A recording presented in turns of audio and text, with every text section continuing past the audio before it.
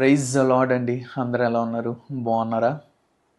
దేవుడిచ్చిన మరి ఒక తరుణాన్ని బట్టి దేవాది దేవుడికి వేలాది స్థుతులు, స్తోత్రములు, వందనాలు చెల్లించుకుంటున్నామండి.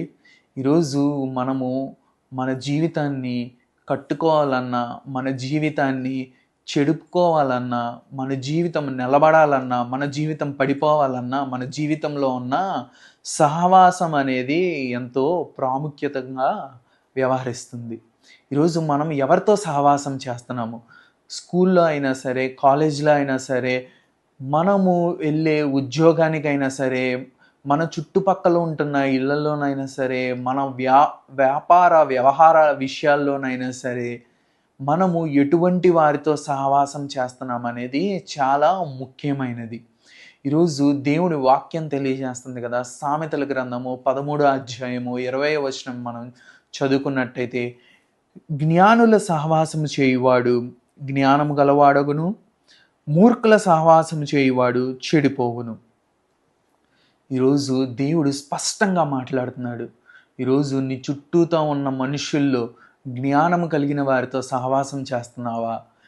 వారు నిన్ను ప్రోత్సహించేవారిలాగా ఉంటున్నారా? వారు నిన్ను దేవుళ్ళలోకి నడిపించేవారిలాగా ఉంటున్నారా? వారు నిన్ను దేవుళ్ళలోకి నడిపించి నిన్ను బలపరిచేవారిలాగా ఉంటున్నారా?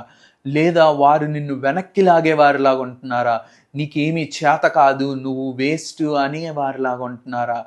నిన్ను మూర్ఖత్వంలోకి తీసుకెళ్తున్నారా? నువ్వు ఇంతే, నీ స్థితిగతులు ఇంతే, మారవు అని చెప్పేవారిలాగా ఉంటున్నారా? లేదా నిన్ను ప్రోత్సహించి వారి యొక్క జ్ఞానముతో నిన్ను నిలబెట్టి నీ కొరకు ప్రయాసపడేవారిలాగా ఉండే స్నేహితులతో, ఉండే మనుష్యులతో నువ్వు ఉండగలుగుతున్నావా? ఒకసారి నిన్ను నువ్వు పరిశీలన చేసుకో. ఈరోజు దేవుడి వాక్యం స్పష్టంగా మాట్లాడుతుంది. ఈరోజు నీ సహవాసం ఎలా ఉంది? నీ జీవితం ఎలా ఉంది? నువ్వు చేసే సహవాసాన్ని బట్టి దేవుడు నిన్ను హెచ్చిస్తాడంట. దేవుడు నిన్ను నిలబెడతాడంట. ఈరోజు నీ సహవాసము జ్ఞానము కలిగిన వారితో ఉందా? లేదా నిన్ను పడద్రోసే స్థితిలో, నిన్ను పడిపోయే స్థితిలో, నిన్ను దిగజార్చే స్థితిలో ఉన్నావా? ఈరోజు నీ సహవాసం ఎలా ఉంది అనేది నిన్ను నువ్వు పరిశీలన చేసుకో. ఈరోజు నిజంగా మనము జ్ఞానం కలిగిన వారితోనే సహవాసం చేస్తున్నామా? లేదా మూర్ఖులతో సహవాసం చేస్తున్నామా? మూర్ఖత్వం కలిగిన వారితో సహవాసం చేస్తున్నామా? ఏమీ చెయ్యలేము, ఏమీ చేత కాదు అన్న వారితో సహవాసం చేస్తున్నామా? ఏదన్నా చేయగలము, దేవుడు మన పక్షానుండి నిలబడి మనల్ని బలపరిచి ఒక గొప్ప ఆశీర్వాదం మనకిస్తాడు అన్న వారితో మనము సహవాసం చేస్తున్నామా? ఈరోజు ఎవరితో సహవాసం చేస్తున్నాం? ఎట్టి వారితో సహవాసం చేస్తున్నాం? ఈరోజు మనల్ని మనం పరిశీలన చేసుకోవాలండి. ఈరోజు దేవుని వాక్యం కలిగిన బిడ్డలు, దేవుని కొరకు ప్రయాసపడిన బిడ్డలు, దేవుని కొరకు నిలబడాలనుకున్న బిడ్డలు, ఈరోజు అనేక మంది దేవుడిలో వెంబడించాలనుకున్న వారు మూర్ఖత్వంలోకి వెళ్ళిపోయి స్థితులు ఉన్నాయి. దేవుని కొరకు ప్రయాసపడవలసిన వారే చెడిపోయిన స్థితిలో ఉన్నాయి.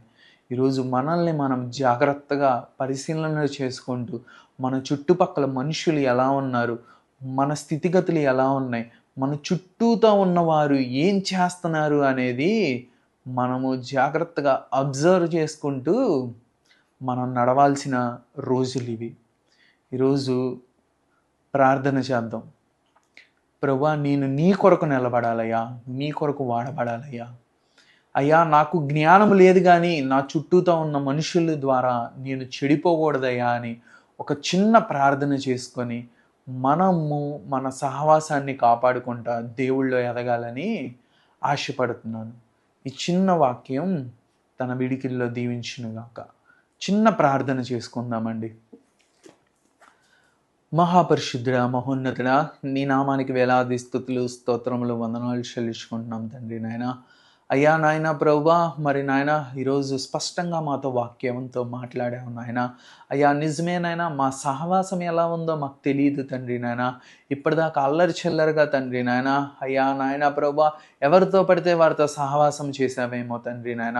ఇది మొదలుకొని తండ్రి నాయన, ఈ వాక్యాన్ని విన్న మేము తండ్రి నాయన జ్ఞానము కలిగిన వారితో, నిన్ను నాయన హత్తుకునే బిడ్డలతో నీ కొరకు ప్రయాసపడే బిడ్డలకు నాయన ప్రభా వారితో సహవాసం చేసే బిడ్డలుగా మేము ఉండగలటకు సహాయం చేయమని తండ్రి నాయన. అయ్యా నాయన, నువ్వు నిలబెట్టే దేవుడు నాయన, నువ్వు కార్యం చేసే దేవుడు నాయన, నువ్వు సహాయం చేసే దేవుడు నాయన.